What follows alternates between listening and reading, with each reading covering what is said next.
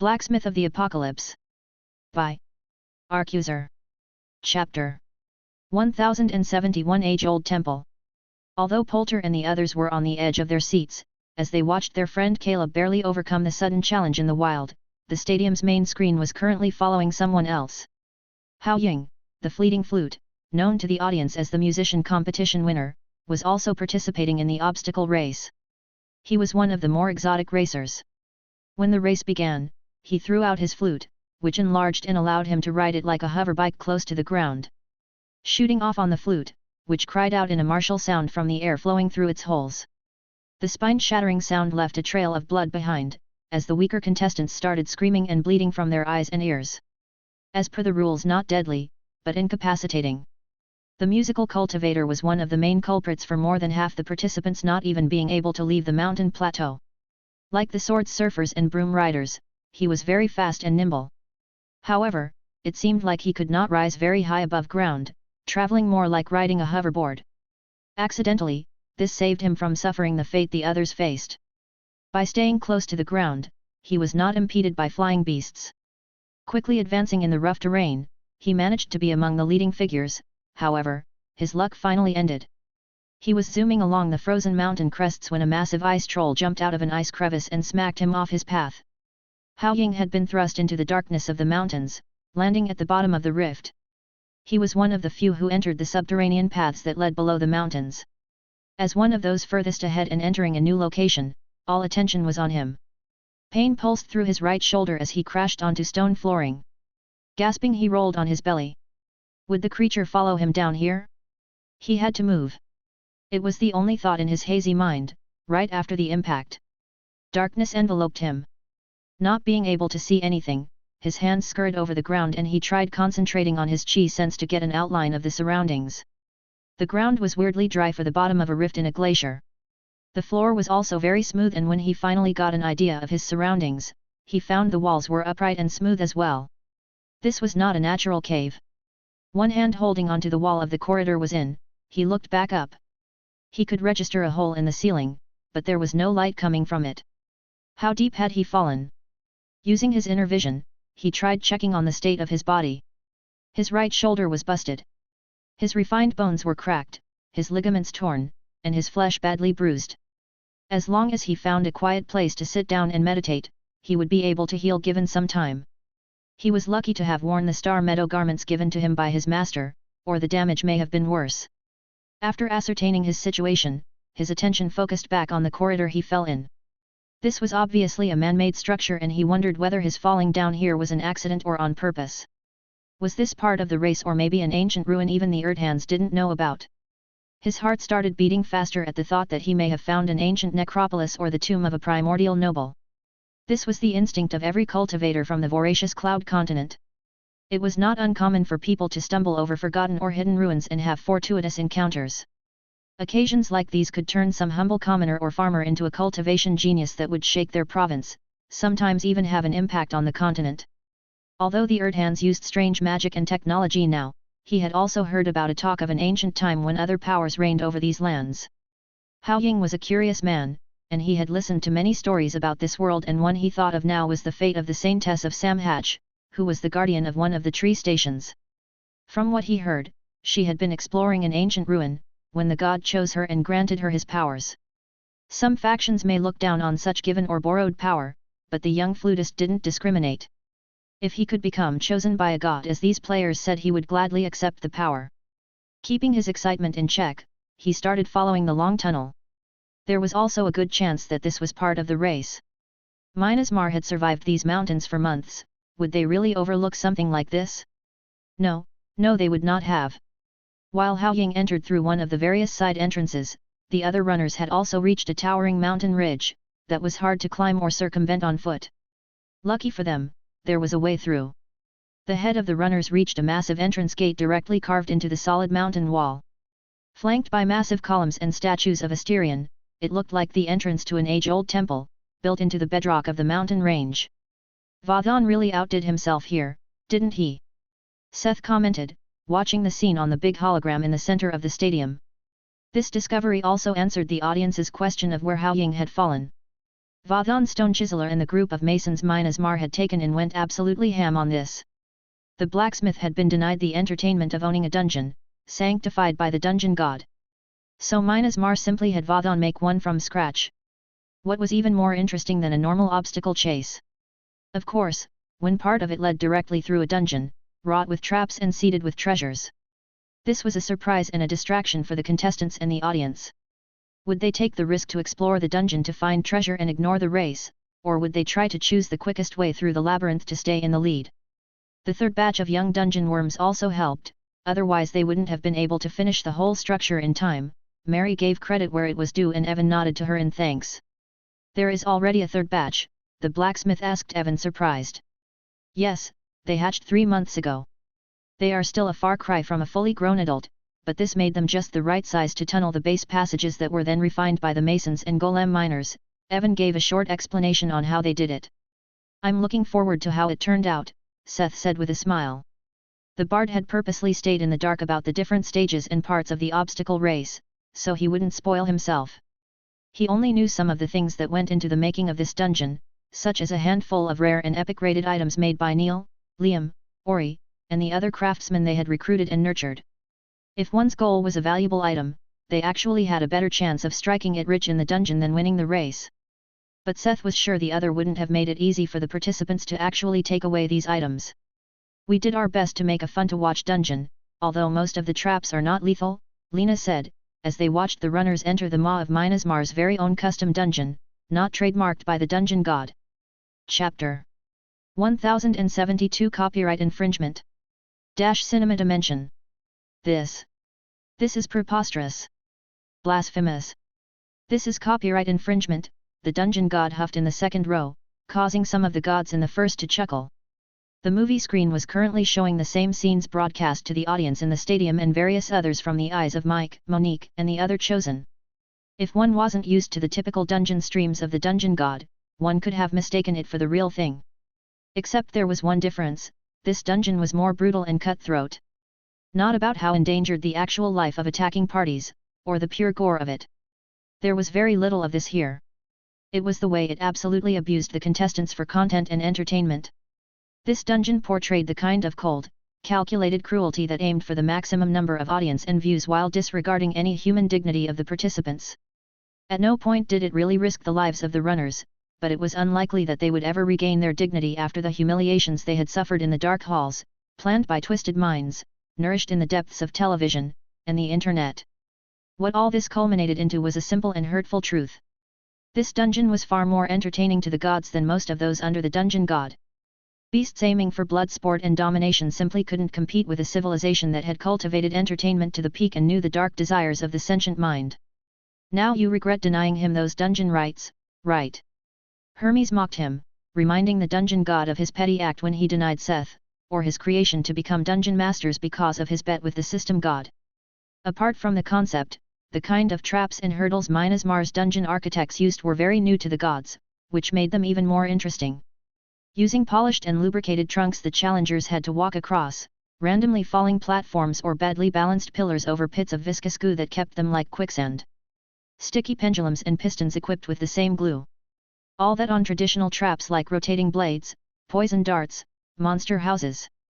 Especially the riddle rooms were intriguing as they mixed various riddles and puzzles that all needed to be solved before the participants were able to escape, given they were not strong enough to break through by force.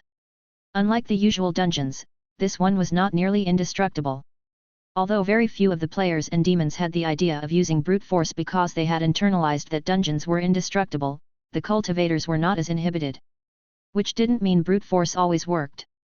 Quite often, one could hear the audience in the stadium laugh uproariously, when someone broke through a wall or a locked door, only to suddenly face a flood of viscous goo or a giant ball directly eliminating them from the race. Even the gods often laughed and chuckled, especially when someone was caught by a sticky piston and repeatedly smashed into the opposite wall. Although quite a few of these methods didn't threaten their lives, it often led to their disqualification. After all, once their body chem was broken and their personal golem was lost, they were disqualified. This made the timing on time obstacles like pitons, spinning blades, or magic traps like lighting and firewalls a very tricky obstacle for many of them.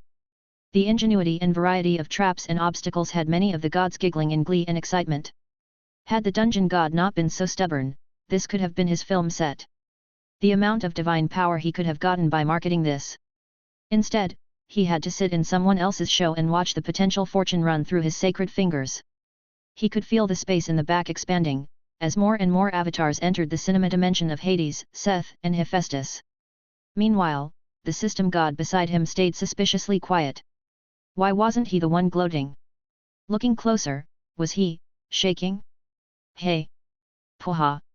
Don't talk to me, I'm already having a hard time keeping it in, the star-studded robe laughed out. Ugh, this is your fault, the dungeon god vented, aggravated by the rampant laughter. Haha, it's not my fault you did something useless, the chuckling god answered, shrugging his shoulders. Dungeon root. Hua Ying heard a dissonant squeal just before a spike of black ice flitted by his left ear, barely missing the golem eye hovering behind him. He had been walking for a while and his vigilance had dropped, almost leading to the loss of his golem. His chi sense expanded and caught onto a figure standing far down the corridor. Surprised, he realized that he knew her and realized what the previous noise reminded of. The demon girl with a flute, he vividly remembered his abhorrence and fascination with their terrible music. How could something so abysmal hold such strange powers? It just didn't make sense to him, driving him crazy at the time. But who would have thought he would face a fellow flutist in this dark underground passage? I'm Ember, and I will play you the song of the last smoke, the demon shouted some gibberish, as Hao Ying had already placed his flute on his lips. He was a cultivator, she was a demon, and neither had the benefits of players like auto-translation. While the audience understood or got a translation, the flutist had no idea what she said. A clear, lovely melody filled the corridors as he started to play. A silken calm sound that enveloped the listener like a soft blanket. The piece was deceptive as he started to weave his martial techniques into the soundscape. There were many who had underestimated his arts and found eternal peace in his music. However, he could feel it. The heat, the chaos, the systematic deconstruction of his soundscape. The finely woven net of martial power was ripped by the fast-paced and erratic play of the demoness. At the edge of his perception, she was dancing in reckless abandon, playing like a maniac as fire and smoke surrounded her like a storm. The darkness of the corridor was broken by red lightning and the glow of dark embers. Hao Ying quickened his pace to compete with the demon's cacophony, but the disruption was hard to overcome. Since he could not finish his technique, they were at a standstill. This was until the play at the end of the corridor became even faster. It was like the demon had lost her mind and the music she played became louder and louder to ear-deafening heights. The tornado of smoke and flame broke apart, filling the whole tunnel. Her music had come to an end, but danger just began. Shocked, the cultivator noticed that something moved in the darkness. A beast of fire and smoke without clear shape or form came rushing at him. Had he played too deep and greedily, disregarding the danger the demon had posed? Tisk, how unrefined, he complained, not about the opponent's attack, but about what he was forced to do, as he stopped playing the flute. At no point had he lost his calm, facing the creature rushing at him, relying on his chi sense, he wielded the flute like a staff.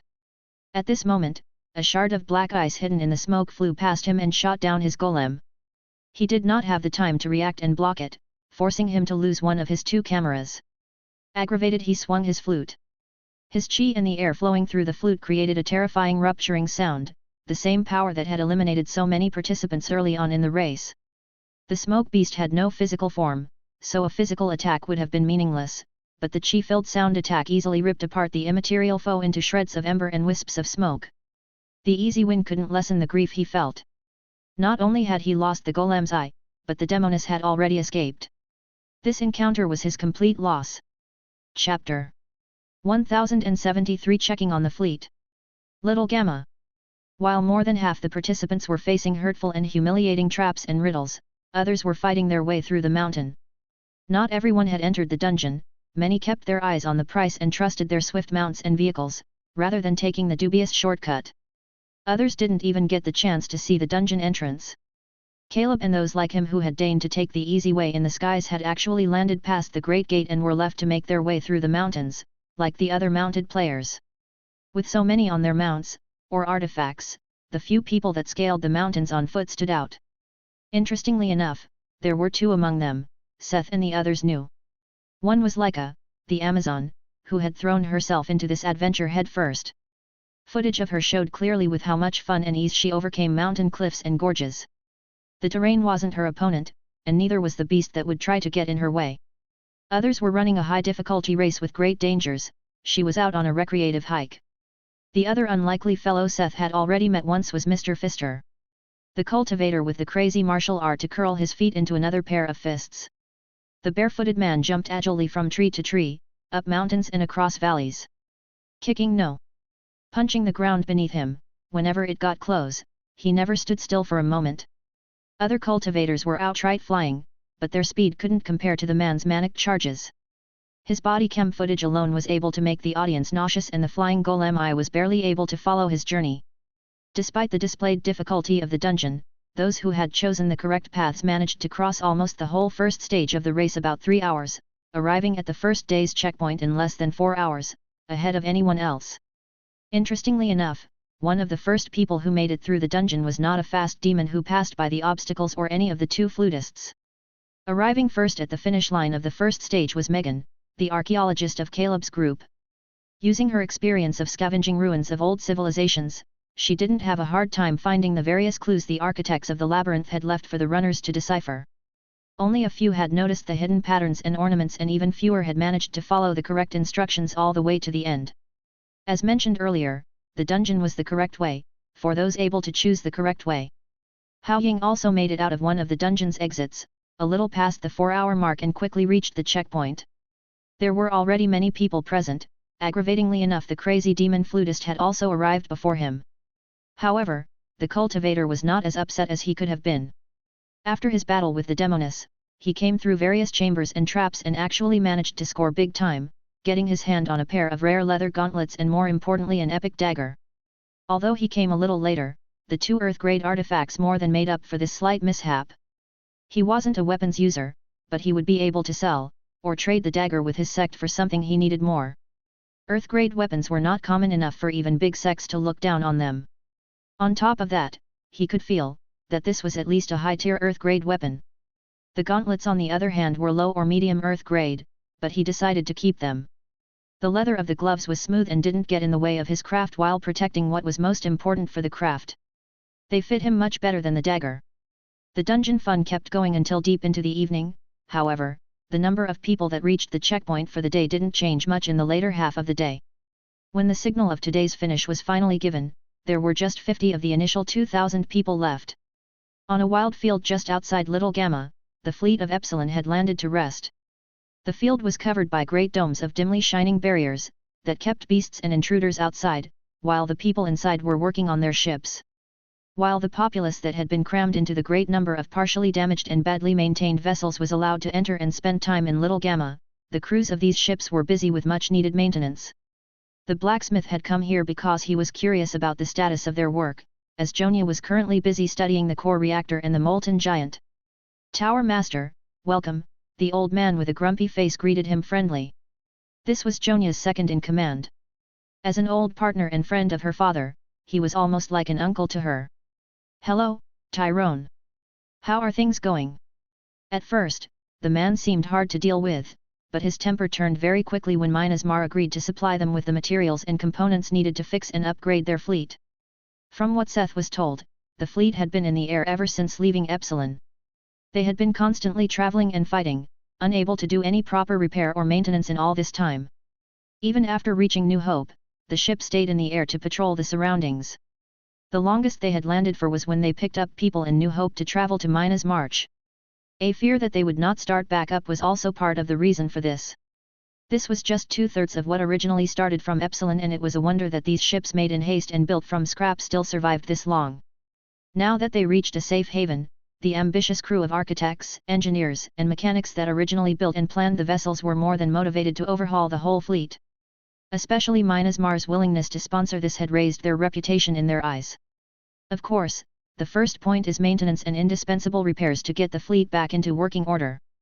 Then we will start completing and upgrading them one by one, Tyrone explained as he showed Seth around what had essentially become a shipyard.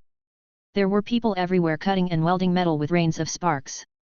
Seth was just glad that most of these vessels relied on magical engineering, instead of high-grade materials to develop their power.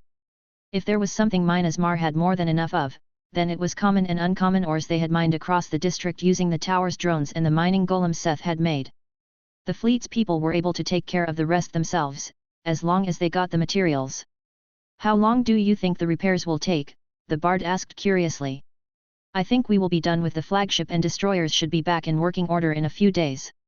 After that we will start working on the frigates and transporter, he explained, motivated to impress the big sponsor. A few days? That is good to hear. Does that include refilling ammunition? Do you need more materials for that? The blacksmith asked thoughtfully. Of course, this was already included. The materials for restocking ammunition were already in the things we asked for. I see, very good. When you are done with the flagship and the destroyers, can you keep a team ready? Just in case something unfortunate happens, he asked innocently. Jonia already gave orders to do so. Do you expect the games to be disrupted? Chances are high, that's why we want to be prepared. Chapter 1074 Feather Hunt. Welcome back today, for the second part of the Great Race. UMI call drops announced to the audience. Recording of the first day had already gone viral overnight. So much so that the stadium could not take in the sudden influx of people wanting to see it live. In fact, quite a few people tried to sneak to the location where the first stage ended, to see the start of today's final section in person. It stayed an attempt for most, as few normal viewers had the power to get through the mountains swarming with monsters. In the central hologram of the stadium, the audience was able to see the starting line for the second stage. The view itself was breathtaking. The terrain of the second stage was also slightly different. Where the first stage had led the people through snowy mountains with scattered groups of coniferous trees, they were now entering a region with a deeper, slightly warmer climate and more vegetation. The starting line was right at the edge of a cliff that fell straight down and showed a vast valley, the bottom filled with a dense dark forest. It was understandable why this place was chosen as the midway point of the two stages. It was a treat for the audience. Standing at the starting line were 49 people waiting for the signal to begin. The audience had already come to know them due to their journey on the previous day, and all of them had their supporters.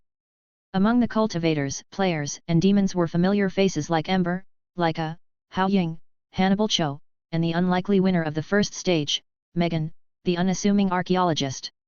Poulter may have had the power to go to the sideline at the start, but he stayed at the stadium. Although he would have liked to cheer on Megan in person, he would not be able to follow the race from there, since there was nothing to watch or see it at the starting line.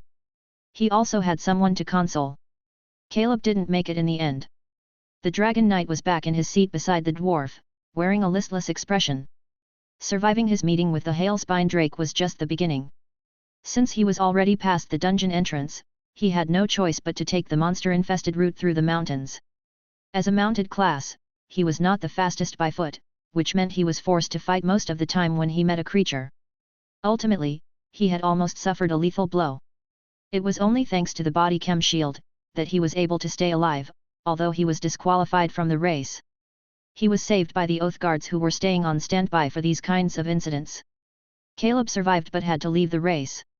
Still, he was here to cheer for Megan, who had managed to place first thanks to her performance in the artificial dungeon. In the center of the stadium, UMI's projection beckoned their attention. I will now explain the next stage of the race, as we prepared something special for the participants. On this part of the race, they will be able to make up time from the previous stage, by finding these, she exclaimed and held up an item to the camera. It was a golden feather, elaborately crafted from fine gold. It had to be the work of an incredibly talented artist, as it looked almost like the real thing, except for the fine line of runes that ran along the spine of the quill. It was also tinged in a dim, blue shine.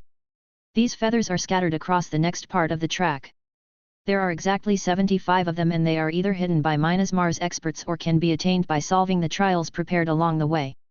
Either way, each feather a participant hands over at the final finish line, will reduce their overall time by 20 minutes, she explained, swinging around the beautiful feather. The audience was silent for a moment. Some people were still processing while others were in shock about the sudden change. A 20-minute time reduction. With this much, the race was still open for any of the participants, as long as they managed to collect enough feathers. Even Hao Ying, who came last of the 50, was only about 1 hour behind the first place. Just 3 feathers could make up for his disadvantage. However, the higher ranks were much closer. Anyone below the 15th place only needed one to become first. This round will become a lot more strategic, Caleb mumbled. At this point this was not just about speed, but also either about luck, or the speed one could find feathers in. After all, what use was it now, to run to the finish line as fast as one could, if someone just behind them, came along with 4 or 5 flowers, overtaking them by the virtue of the time bonus? Mindlessly running at top speed wouldn't serve the participants well. They would have to weigh the time needed to look for feathers against the actual worth of the feathers. With that said, everyone is now up to date, and we can start the race. Ready? The runner looked up in shock. They had just been given a boon to brood about and she was just suddenly starting the race right afterward.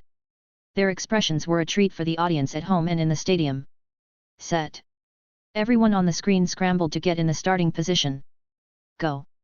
Fireworks signaled the start of the second stage as the runner hurriedly shot off in the distance. Notably, nobody chose to take to the sky this time. The last 50 used mounts, artifacts, or their own legs to speed into the mountains.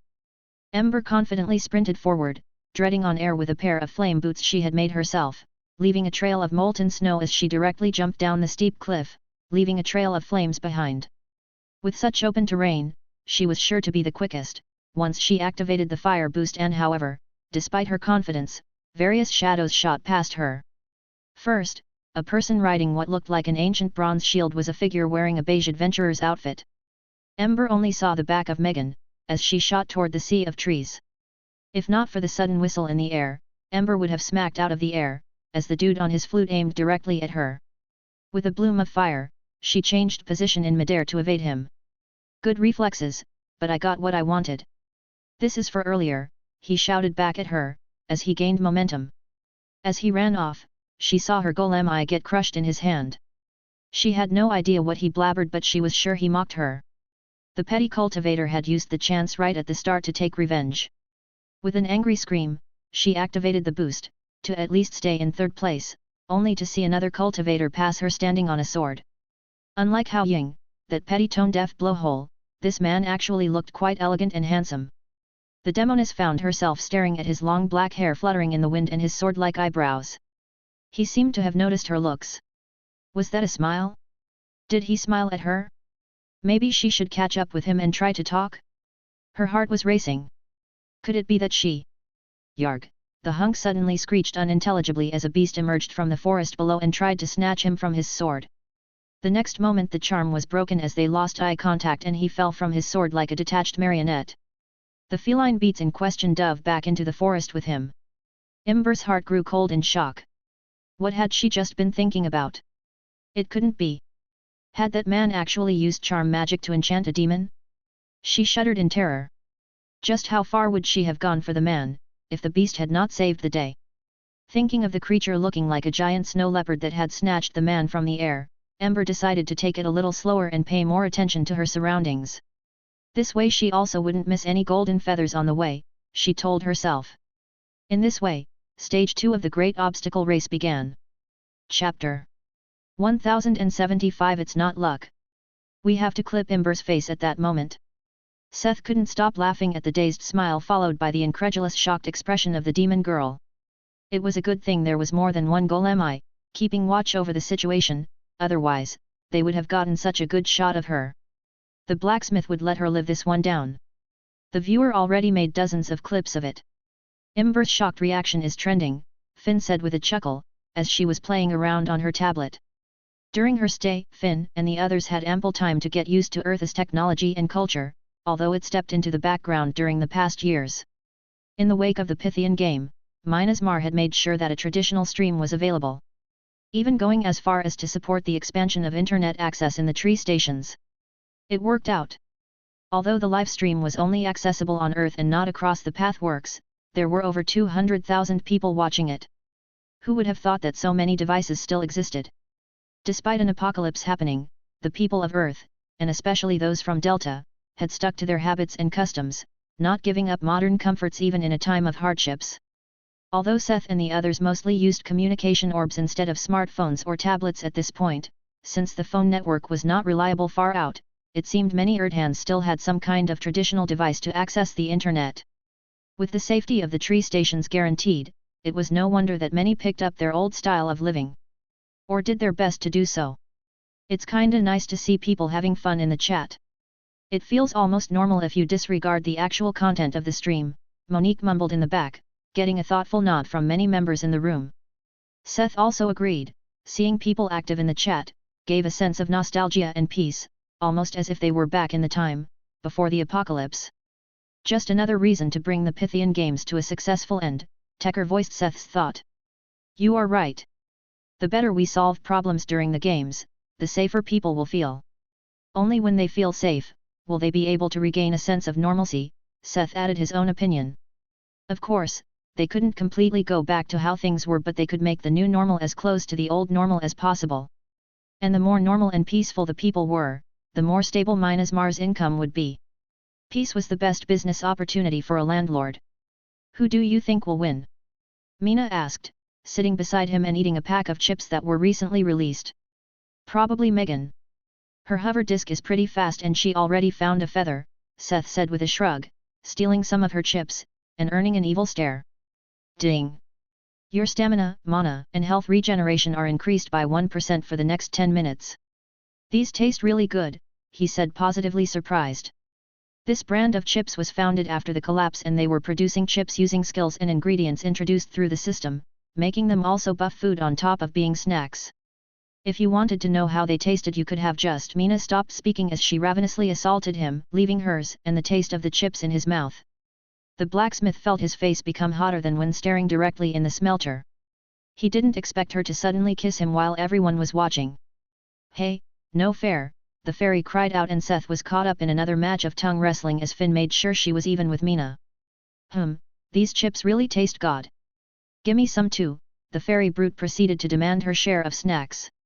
Seth leaned back with a satisfied smile. He was a little embarrassed, but life was good.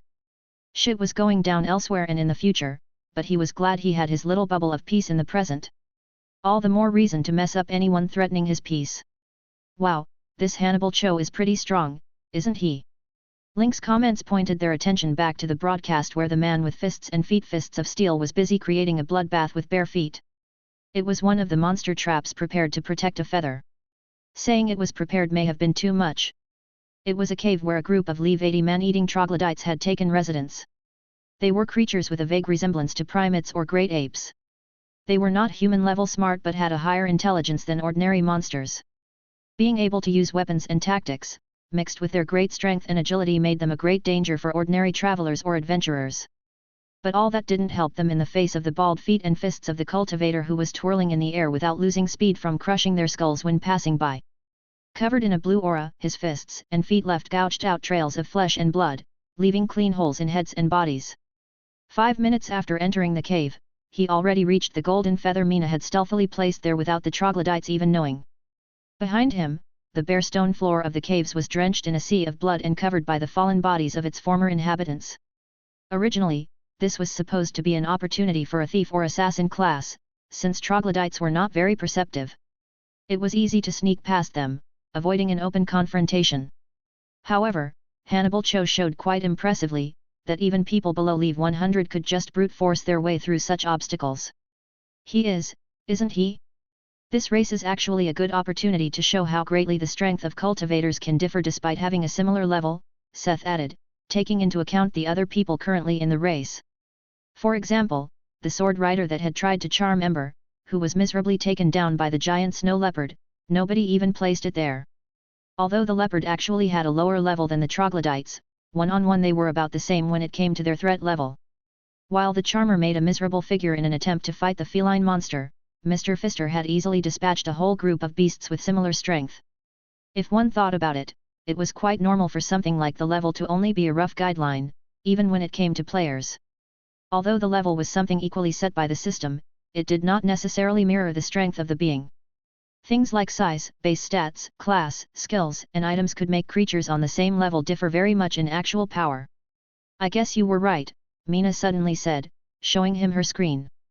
It was currently showing Megan, escaping from a collapsing stone structure. It was one of the temples Vadan and the others set up using the overburden from the dungeon excavation. The statistics showed that this was already Megan's third feather. I never doubted her skill in puzzle solving, but how does she already have 3? Seth asked. He had not watched her, as his attention was on Hannibal Cho, but the last time he looked, she had only 1. Like the first one, she found it. She's quite lucky in that regard, Mina explained to him. This meant Megan found 2 feathers just traveling and earned another 1 from a puzzle site, further securing her first place with a full 1-hour bonus. Didn't we kind of create a stage for her to shine at this point? Jonah mumbled. Originally, this stage was meant for some of the slower participants to be able to make up the difference and make things more thrilling. Like how Hannibal Cho easily overcame the martial trial gaining a 20-minute bonus. But it just showed that Megan not only excelled in brains and perception but was also overly lucky. Or some of them are not hidden well enough to escape her strong perception. Didn't she have some skill to look into the past of a place? Finn threw in between munching chips from the bowl she had annexed from Mina. A big groan traveled through the room. Of course, this had to be it. If Megan was able to see the past or detect traces of the people who hid the feathers, it wouldn't be hard for her to sniff out the hiding spots as long as she came close enough. I guess the winner was decided from the start, Lena sighed. Chapter 1076 The Most Annoying Thing. And this ends the Great Obstacle Race. As you all were able to see, the winner is Megan. With a whopping -2 hours, UMI announced the winner once every participant was disqualified or arrived at the goal and all feathers were tallied. Also a big applause for our second and third place, Lady Laika and Hannibal Cho, the announcer continued, putting an unconventional lady in front of Laika's name. The 2 heavy-hitting participants had monopolized the martial trials. Also, they managed to lower their race time to almost 0, but neither was able to compete with Megan's cheat-like power to sniff out hidden feathers. Between the end of the race and the winner's announcement, holograms of the race's highlights had been playing in the stadium. It was to get through the time it took for a flying vessel to bring the runners that reached the goal back to the stadium to hold the award ceremony. The ceremony itself was not much different from the others beforehand.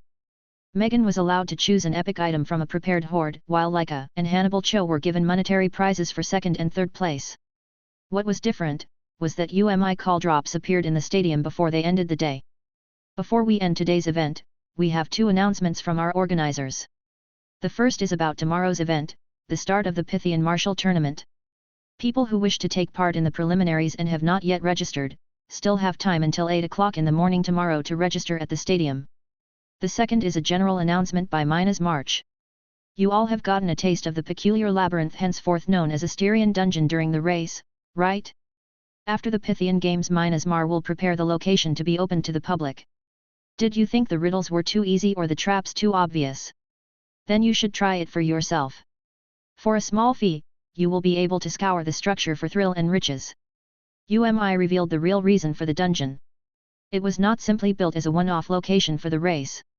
Seth's experience with the dungeons in the Holy Land and being denied to have one for himself gave him the idea to make one himself. Of course, they didn't build the whole dungeon in the short amount of time since the blacksmith returned from the Holy Land. The idea of a labyrinth filled with traps as part of the obstacle course was already being built.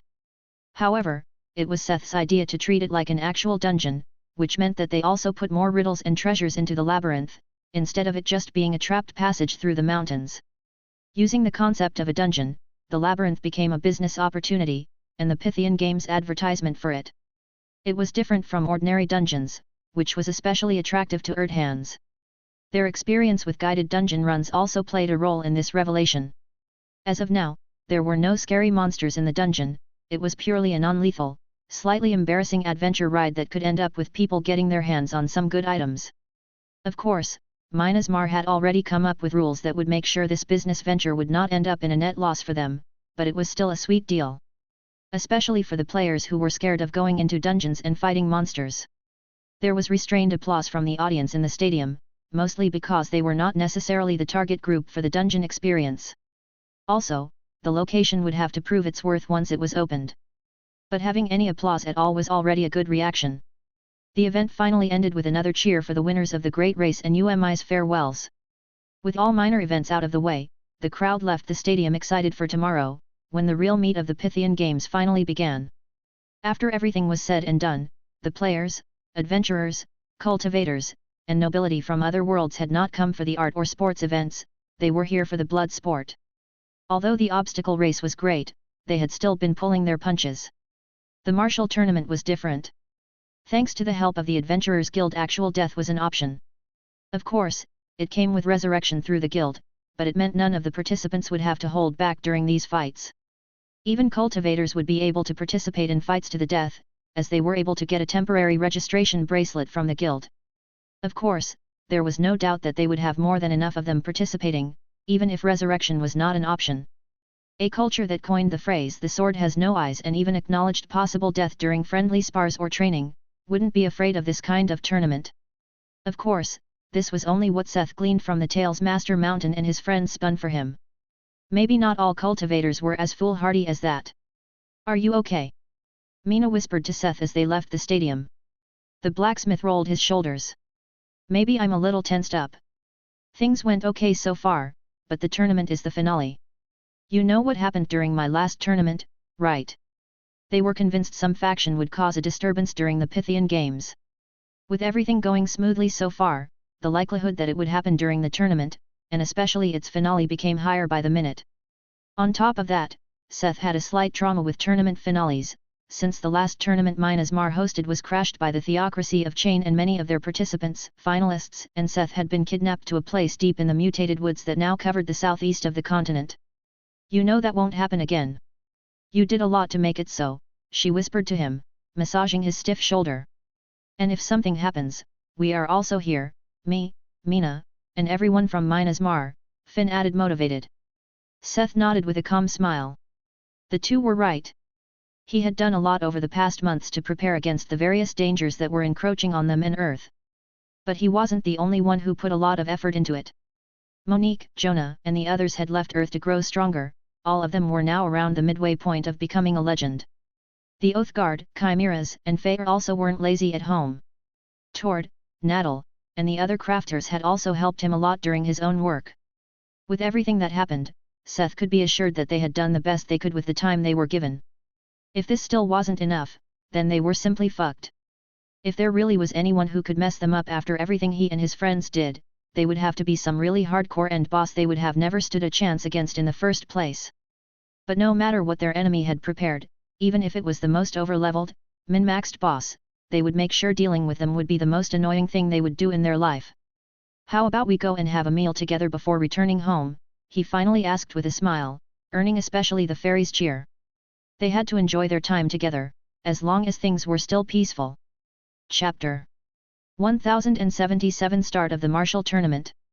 It was finally here, the start of the Martial Tournament, the height of the Pythian Games most people had been waiting for in anticipation. Between 8 and 10 o'clock in the morning, the participants assembled at the stadium to prepare for the preliminaries. "It's a shame I can't enter myself, but I'm sure you will do well.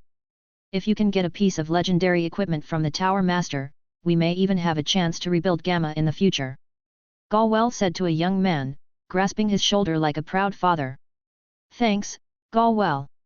I will do my best, Tiny," Galwell's second-in-command answered, motivated. Galwell, the chosen of Tyr, was unable to enter the preliminaries since his level had surpassed 100 some time ago. He could only leave it to his second-in-command to secure the legendary equipment for them. Although Gamma Resistance had agreed to a shaky peace with Arjit Noer, it didn't mean they completely gave up on the idea of resettling their homeland and rebuilding the Gamma district. Especially since the Undead Empire was currently facing trouble, with their situation still unknown. If they fell, Gamma Resistance would have their chance to reclaim Gamma. Oh, so Gamma Resistance is also sending their protégés into the race. Brock, the master of the Boulder Guild, approached them in the waiting room with a friendly tone. Although Gamma Resistance was not as old, Galwell and the master of the biggest guild of Little Sigma had already met on some occasions. "These are Byron, Clay, and Melanie," Brock introduced the three adventurers that followed him. "Is the Boulder Guild getting serious? You are sending 3 of you section chiefs?" Galwell asked, surprised. Although he had not met them before, he heard they were all very strong adventurers at the cusp of reaching Leave 90. "Are you really saying that when you are participating with Tiny, your vice leader?" Brock countered with a laugh. It was clear they were just here to compete in good spirits. As a subsidiary guild of Minas Mar, they had no great ambition to win this competition.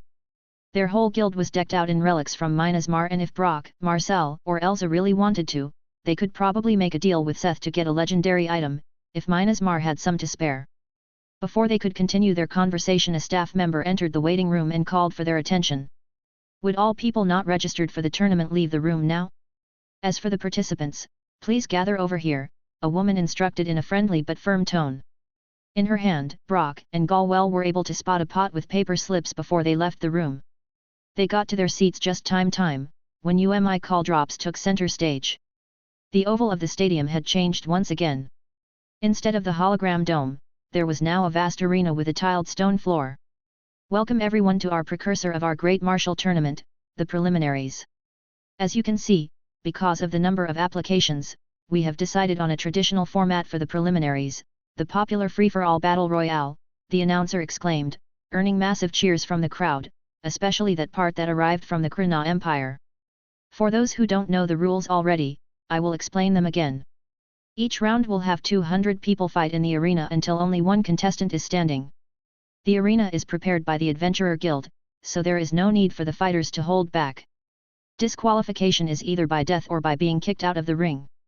In the coming 3 days, you will see over 4,000 people made up of famous adventurers, demons, Erdhands, and cultivators, condense into 42 participants who will take part in the martial tournament on the final 3 days of the Pythian Games.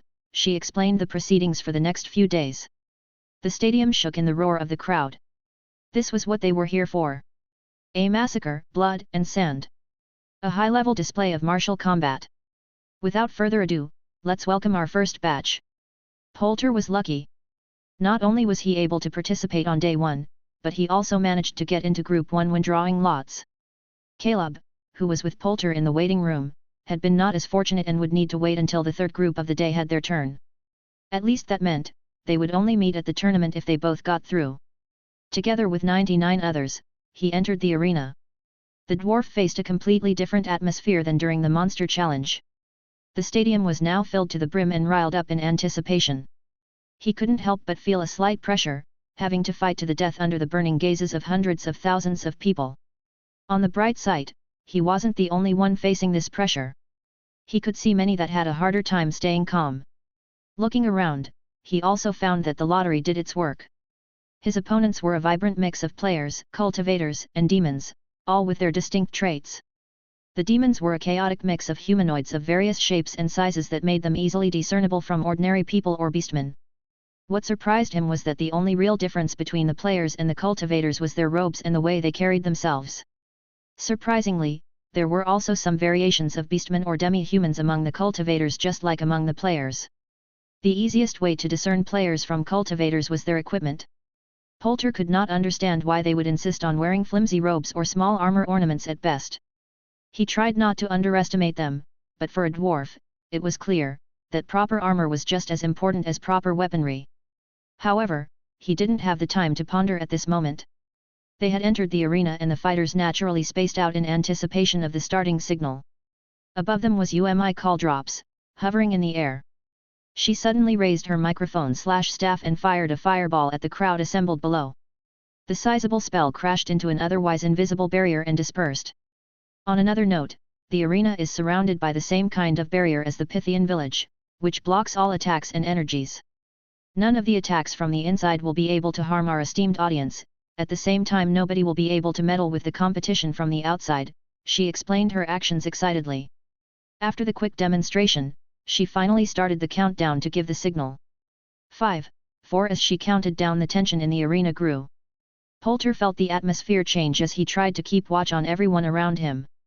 3, 2, Poulter started channeling his mana and prepared his skills. The moment the signal was given, the arena would turn into absolute chaos as everyone unleashed their skills and spells. 1 Go! The arena exploded. Sitting in a luxurious VIP lounge decorated in the style of the Cloud Continent were a group of cultivators, some hiding their identity, others like the man in the center only wore a mask for aesthetics. How many of our seedlings will be able to get through, what do you think? The man with the silver mask asked the figure beside him. The robe beside him stayed silent as if pondering. Less than a handful, I guess, it finally said. Don't you think you are underestimating our men a little? He asked, slightly surprised at the pessimistic estimate. With the threshold is simply too high. Many of the participants have already shown to be much stronger than you cannon fodder. Maybe, but we also prepared quite a bit for this. With our sex secret pills, they are bound to win. Another cultivator involved himself in the conversation. I doubt it, but we will see who is right in the end, the robe answered unimpressed. The mask did not say anything and simply looked at the arena, thoughtfully. Chapter 1078 Old Monk Demong. Poulter's hair stood on end as his instincts and skills warned him of the attack from behind. However, he was prepared and activated his harvest circle. The poleaxe moved in a wide circle, mowing down anyone standing close to him, directly landing on the hand of the attacker behind him. Similar scenes played around him, as the fighters started attacking like arrows loosened from their bows. Magic exploded, skills fired, Taoist spells were cast and ownerless swords were flitting through the crowd, cutting apart people. It was as if the whole arena had exploded as it sank into chaos. It was a brutal skirmish. Especially the magicians went all out, firing large AoE attacks to wipe out as many people as possible. At this rate, it was only a matter of minutes for the weaker participants to be absolutely slaughtered. Abatimo Hudba, an old man's voice, clad in a mustard-colored robe cut through the ear-deafening noise. A golden barrier appeared and shielded him and the group of cultivators behind him. Several spells struck the barrier, but couldn't put a scratch on it. Behind him was the golden figure of a smiling fatso. The dwarf looked at the weird barrier suspiciously and decided to keep his distance. At least one good effect had the sudden appearance of a barrier, Poulter and others had the time to strike down the surprised magicians. Their indiscriminate attacks had left less than half the participants, most of the rest were covered in severe wounds. Bah! Old Monk Demong, what are you doing here? A man wearing a set of grass-green robes stepped forward aggressively. He looked like he was in his 40s but he spoke to the ancient monk as if they had known each other for a long time. Just helping some young benefactors, the old monk answered with a benign smile. Huh? And you think I would let you, you corrupt monk? He asked with a sneer, raising his hand, covered in a green mist. Poulter wanted to watch what was happening further, but someone else asked for his attention. It was a rather rude question, as it was asked with a sword flying at his throat. I saw you at the previous event. I had already heard that your midget race is quite strong, but your performance made me really want to fight you. I am glad I had the chance to. His monologue was interrupted by the axe head that was suddenly lodged in his skull. Silently, the cultivator sank to his knees. You talk too much, Poulter said smugly with shrugged shoulders. This was a battle royale without rules, he didn't care about honor in this kind of fight. Especially when the others thought they could annoy him with their monologue. After finishing the sword cultivator, the dwarf looked back at the scene of the golden barrier. With shock he found that the golden barrier had disintegrated and the old monk was kneeling on the ground, black rot was quickly covering his skin and robes. What kind of magic did the green robes use to do that, when all the spells from the magicians had been deflected with apparent ease? Did you really think your barrier could withstand my 5 poison palm? He mocked the man, as he painfully died from the encroaching toxins. Shocked, Poulter took a few steps back. Such potent poison skills were not common in the system. To be on the safe side, he drank a bottle of poison resistance potion. Since he was at it, he also drank a stamina, mana, and strength potion. More doping was always better. The dwarf watched as the green-robed man approached the people the monk had protected. The next moment the group and the poisoner were locked in an intense duel. Poulter was pondering to join and kill the poison user at an opportune time when somebody beat him to it. Palms clad in greenish mist suddenly crashed into a chest covered in dark grey scales. Poulter's eyebrows shot up, vanishing behind the rim of his helmet. The poison had no effect on the scales of the newcomer. It was a black lizardman, not the monsters from the dungeon, but the people acknowledged as demi-humans.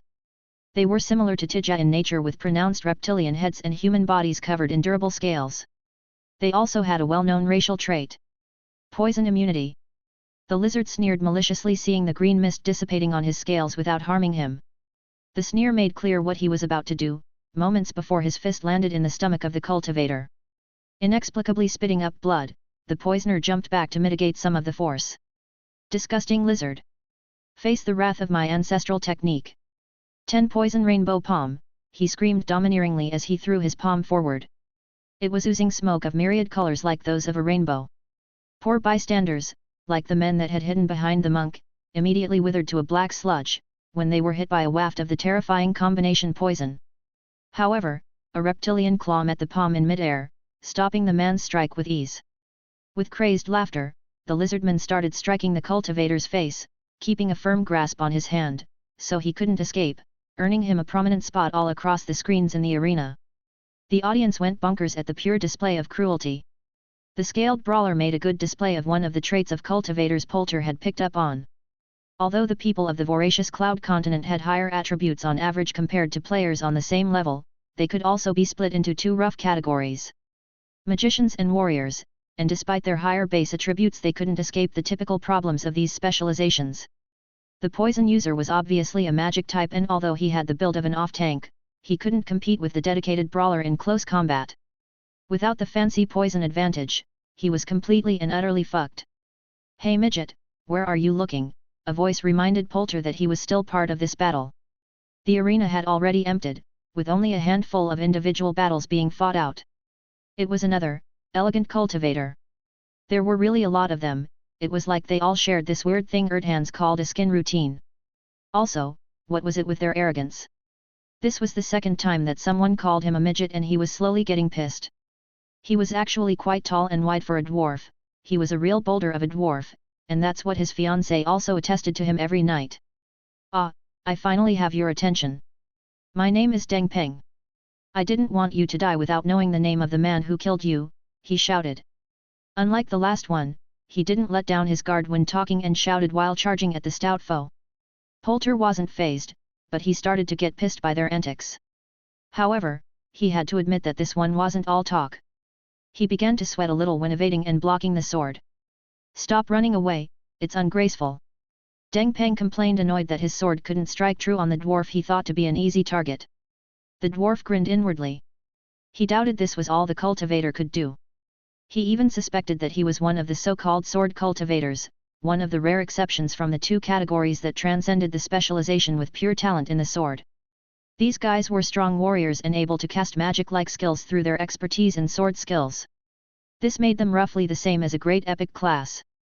"I wanted to save this for the tournament, but you forced my hand, you annoying halfling." Deng Peng exclaimed, annoyed, and seemed to cast a skill. Several swords made from energy appeared in the air. This was what Poulter had waited for. He was very interested in these exotic skills from the New World. Unlike magic that would simply shoot forward like projectiles, the swords actually started attacking as if they were wielded by sentient opponents, finally putting some pressure on the dwarf. Still, he wanted to see if there was anything more before he suddenly, Poulter felt a heavy hit in the back of his helmet that had him tumble for a moment. Slightly dizzy, he barely managed to raise his shield to block Deng Peng's real sword, while the energy swords left deep gashed on his epic armor set. Looking back, he found the lizardman, sneering at him, his fists still covered in the blood of the poison user. Did he come here thinking he could snatch a kill? Despicable hybrid, how dare you interfere in a duel? "I will kill you once we take down the midget," Deng Peng admonished the lizardman, but didn't tell him to stop interfering. What a two-faced little bitch, Poulter thought to himself. He was no longer in the mood to play along. When the two attacked him as a team, his poleaxe was covered in dense golden light.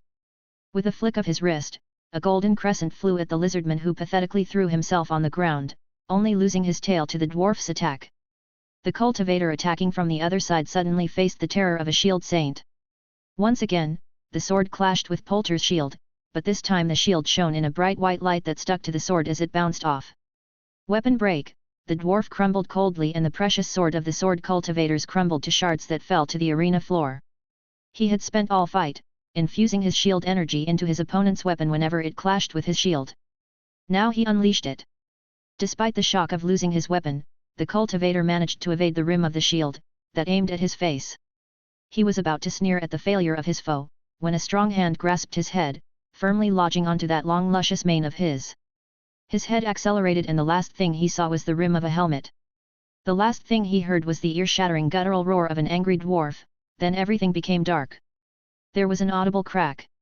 His skull caved in when faced with the dense forehead of a dwarf. In terror, the scaled brawler watched the dwarf turning to him. Blood and bits of brain dripped from the rim of his helmet. Out of his mind, he tried to crawl away, but he had signed his death sentence with a single cheap shot. Poulter, the shield saint, may have had benign personality, but Poulter, the poleaxe demon, came for his ass. Chapter 1079 Champion of Cryas. Several more lives were ended with the marrow-churning roar, as the dwarf went on a slaughter spree. The audience quickly picked up the iconic war cry that rumbled through the stadium and imitated it. In a matter of minutes, the stadium would shake every time Poulter slew another opponent, as the watchers jumped from their seats and joined him in his deep growls. Yaw! Twist his dick! Ye old dick twist! Nobles in upper society from all around the Gurna Empire, dressed in the finest yarn, jumped from their seats and unleashed their loudest most primal howls as they competed in cheering on the dwarf. At this point, the audience was more of a scene than the arena. Seeing this, Lena looked defeated. She knew some of them personally and had seen quite a few of them before, but this, she never expected they could act like this. It had to be this world, the lunacy of its people was probably contagious. Just what is wrong with this world, she mumbled quietly. A lot, but this is just the effect of good entertainment, and alcohol. Lots of it in the early morning, Seth answered her sigh with a chuckle. The first round finally ended with Poulter as the winner, but the Poltern, as the chat dubbed, would continue for the rest of the tournament. The second round of the preliminaries started after a small break, which everyone could use to calm down, clean themselves up, and get dressed again. Some people who went too hard needed a healer. The second round proceeded in a similar fashion to the first, but couldn't spawn such a viral gesture as the Poltern. After an intense first few minutes, it evolved into a small number of high-caliber battles and duels ending in either a single winner or double knockouts. In the same manner, the preliminaries continued. Some participants shone through their skill in battle, others through their valor. Especially the cultivators became popular among the audience, as their skills were very exotic and diverse in the eyes of the system folks. The demons participating were not as lucky, as their magic was very similar to normal system magic, although they sometimes had cooler visual effects. However, no matter who stood on the stage, none of them was able to overshadow the very first performance of Poulter, and all the consecutive favorites would be cheered on with loud Poltern. Although not all powers were able to get into the tournament, a lot of exotic abilities were displayed during the preliminaries, even ones Lena had never heard about. There were cultivators using weird Taoist magic and others like the monk mumbling Hud Bist chant to unfurl fantastic powers. There was even one that used something similar to golems, that managed to get into the tournament. But surprisingly it wasn't just the people of the voracious cloud continent shining with weird powers, as there were participants from all parts of the Krna Empire and some other nations of the Pathworks. Especially people like the Maggot Priest, the Centurion, or Nogad, who also went on into the tournament, stayed in people's memories.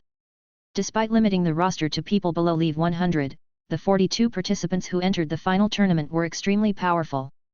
With none of them being below Level 95, they all were on the last stretch and knew the worth of this much publicity. The high-level participants also guaranteed their audience ratings. However, they also observed the high-level participants carefully. The preliminaries had not been without incidents, although they had been kept away from the eyes of the public.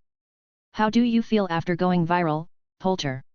Seth asked laughing, patting the shoulder of the embarrassed dwarf. Ever since he won the first preliminaries, he had to live with the consequences of his actions. The Poltern, a stone he had kicked off, was unstoppable and had kept going for the full 4 days of the preliminaries. The Blacksmith, the people of Minas Mar, and Poulter's group had met for a meal. Seth had also invited some others like Leica, Ember, and Hannibal Cho to the table. Of course, they didn't fit all the people on one table, it was more of a dining hall and the meal was more of a party celebrating the end of the preliminaries.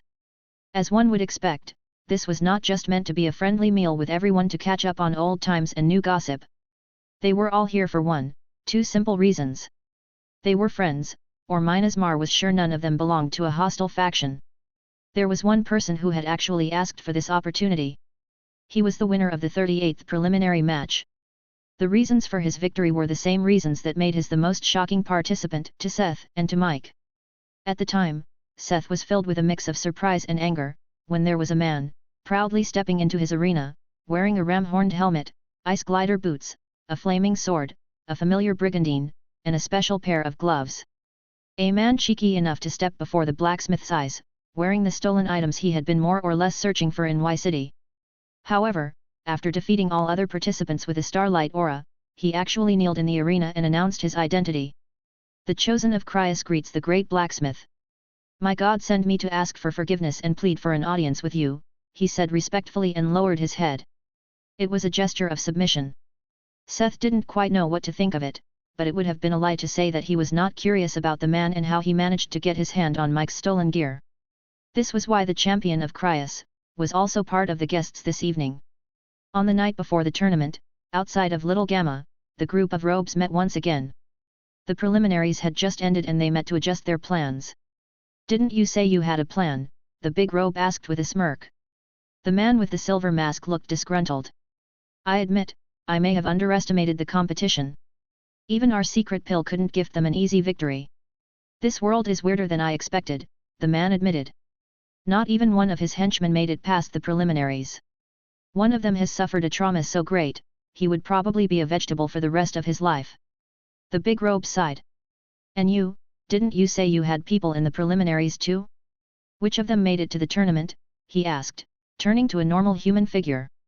"We tried our best, but whenever we tried to get rid of one of the favorites, someone from Minas Mar would inexplicably appear, making it necessary to reveal ourselves if we were to go through with the plan. Their security net is extremely tight," the immortal admitted. Despite his espionage experience as part of the now dismantled scene, he and his brothers had been unable to do anything noteworthy during the preliminaries. "Well, at least I have good news," the man wearing a monkey mask said proudly. "The Silk River Sex affiliates have already finished the preparations not too far from here. They will attack when we give the signal." "What about you, demon?" he asked the big robe. "The other commanders have already traveled to Delta." "We have been ready for a long time," the bulky robe answered confidently. "Now, we can only hope for these vermin to do their work," the demon said, making it obvious that he meant the remains of the scene. "Don't worry, the fleet won't get in our way." "But can the Silk River sect really do it?" "Unlike you, he is a true immortal, there is no need to worry," Monkey Mask said dismissively. Now, they only needed to wait for the right time. Chapter 1080, Boss, Bart. It was no massive party, just the core members of Minas Mar and a few selected guests. Once again Seth was reminded of one of their greatest success stories, which was Link. The gourmet hunter had grown a lot, despite staying on Earth. Following his path to legend as a cuisine explorer, the chef had reached Leve 123, but the most notable indicator of his growth was simply the taste and quality of the dishes he prepared for today. He had even managed to make food that gave experience and attributes that even worked on those of the path to legend, given the right quality of ingredients. Especially the attribute food that still worked even on those above Leve 100 was of great importance to the members of Minas March. This was the kind of food currently laid out in a buffet for them and their guests to enjoy. Of course, this banquet was not simply to celebrate, the few people here had been invited for a very important reason. To make connections. Except for the champion of Cryas, he was also here to explain himself. Seth and the champion sat down for a private talk in a small salon separated from the party venue. The man in question attended wearing a slightly crumpled up suit. His wild beard and hair were also a little awkwardly styled, kept in check by a huge amount of hair gel. Apart from thinking that he could use some styling tips from the dwarfs, the blacksmith also felt like the man looked slightly familiar. Now that he didn't wear the helmet of Cryas and Seth could see his face, he couldn't help but think that he had seen him before somewhere. "It seems like you can't remember me," the buff, broad man said slightly embarrassed. He had acted quite confidently in the arena, but now that they were sitting face to face, he was acting fidgety and nervous, which totally didn't fit with his overall appearance. "So we did meet before? I kept having this hunch, but I couldn't make out why," Seth admitted readily. There was no use pretending to know him, it was better to get answers quickly. "No wonder, it's been almost 3 years. Back then our roles were a little reversed when you and your friends came by our camp in the abandoned ruins of Y City," he mentioned reminiscing. "It was shortly after we weathered an attack from Torrens. Our meeting was short, so I don't blame you. The food you and your friends left us with was what allowed us to survive and thrive, so we never forgot you." When he mentioned it, Seth remembered. It was when they were rescuing Evie. On their way back they had come past a haphazardly put-together outlaw stronghold in the middle of the ruins that had been abandoned by Y City at the time. It was the place where Seth had gotten the dragon glass and the orb he used for Allison's staff. He also remembered the name of the man before him. "Bart," he asked hesitatingly, dropping the boss title he used with the man back then. The buff man nodded with a bright smile. "I'm glad you remembered." The conversation that followed was much less strained, now that Seth had a rough idea who he was talking to. Even when he didn't quite know the man, the materials he had gotten from the stronghold back then had helped their party a lot on the way. It was not wrong to say that he felt a little grateful. When Seth asked what happened, Bart gave a short summary of how their people fared during the past years since Seth and his party left. The food they gave them had helped them get through the worst. Afterward, they had managed to grow and thrive. During the descent of Y City, when the scene implemented their class society and policies, the abandoned ruins had not only grown in size but had also become more chaotic, with many people fleeing from the changed leadership.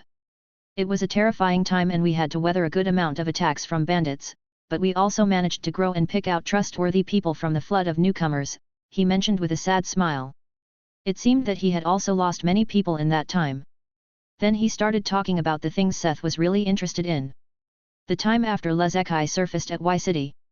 That was the time when Mike was captured and had his equipment taken from him. We really struggled after the field boss appeared. The infrastructure of Y City completely collapsed and there were way too many people looking for help. It was at that time that was chosen by Crius, the Titan of stars and constellations. Although there was not a lot I was able to gain from this connection, he gave me a revelation about the whereabouts of these items. He finally revealed the reason he was wearing Mike's old equipment. Following the god's directions, Bart had led a group of his best players on an expedition to the Y City. Y City at that point was a bloodbath. It was shortly after the scene had slaughtered the civilians and the demons slaughtered the immortals of the scene before everyone from the scene was ultimately whisked away by the powers of Musa Praktish. Although the scene of the sleeping Lezekai and the city drenched in blood was horrifying, there were only a few dangers still left during that time span. It was the best time to loot the place, with the streets being covered in items and item boxes. One just needed the fortitude to face the horrible situation. Using the directions of the stars, we found a secret facility and finally the item box with the helmet of Crius and these other items. He revealed the most important part. This meant that one of the immortals did have all of Mike's stuff and dropped it when they were destroyed. Seth found it reasonable that Crius was able to locate an item blessed with part of his power. After accomplishing Crius' quest, we made a few more trips to scavenge for equipment before the central Y City became too dangerous. With the items left behind, we were able to hold our ground in the chaos that ensued and build a safe haven in the ruins. So this is why some of the depots were empty, Seth mumbled, nodding in understanding. There was no doubt that the rare and epic polyarcanate sets and whatever else they got from the ruins, would have been a big help to protect and manage a community in the ruins. Although he had been peeved at the time, that many of the armors he had been looking for had already been taken, he was glad they had not been taken by pieces of shit, like those scavengers that worked with Donchad. Bart wouldn't be attending the party, if Ray didn't vouch for him. Detecting evil and deceit in people was one of the most useful powers Ray had gained from being the chosen of Solfium. All of the outsiders currently attending the party had been screened by the living lie detector and approved as trustworthy fellas. Had Ray not vouched for him, Seth wouldn't have allowed an outsider to run around with one of his legendary items. Even less so with one that held an Olympian enchantment. There was only one more question Seth had. Why did you come to join the tournament? Bart already had the legendary helmet and relic-rated gear. There was no reason why he would come and risk having them taken away from him, just to try and win another legendary item. To join Mina's march. It was one of the conditions to even become the champion of Crius, since these are your items. It's just that I couldn't leave the stronghold because of the constant monster waves from central Y City. When they suddenly stopped, I got a quest from Crius, that I should show my worthiness to join you during the tournament, he explained and paused. Seth looked at him for a moment as his gears started turning. He was the reason Bart was even able to attend today. Because he leveled his golems in Y City, the situation on Bart's end stabilized enough to allow him to leave. Who would have thought that despite not finding Mike's items himself, his actions would still lead to them finding the way back to him on their own? So you want to join Mina's Mar to keep your status and the items? Seth asked, but Bart shook his head. There is actually a different reason why I wish to join you. Although I only found it during my journey here, he said, suddenly sliding off his chair and kneeling before Seth. Thank you for everything you did for Y City. I have heard of all the things that happened on the way here. I know that you probably didn't do it out of altruism, but I don't care about that. I want to sincerely thank you. As the leader of South Epsilon, I want to join Mina's Mar for the good of my people, not because of an oath I made in desperation, Bart exclaimed. The awkwardness from earlier was gone. He spoke with the confidence of a leader thinking of his people. Despite Bart's humorous get-up, Seth couldn't help but admire the man. He seemed to wholeheartedly care for all the people under him like a true leader and was ready to not just fight but also kneel for their sake.